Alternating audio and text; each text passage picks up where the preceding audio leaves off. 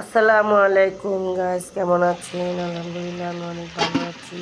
আজকে আমি নল্লা মাছ দিয়ে শিম আলু কুচি দিয়ে ঝোল করবো। এখানে আমি সব কিছু দিয়ে এটাকে কষিয়ে নিচ্ছি ভালো মতন।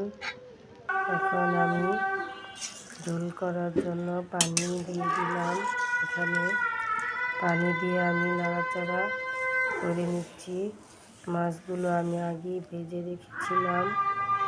এখন আমি তরকারিটাকে ঢেকে দেব। এখন আমি ঢেকে দিয়ে তুলে নিলাম। এখন আমি মাছগুলো দিয়ে দিব।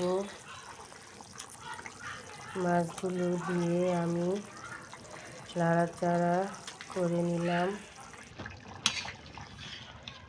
এখন আমি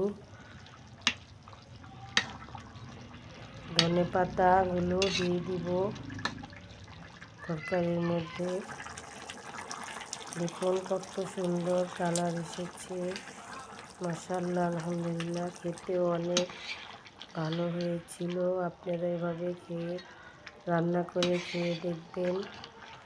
শীতের সবজি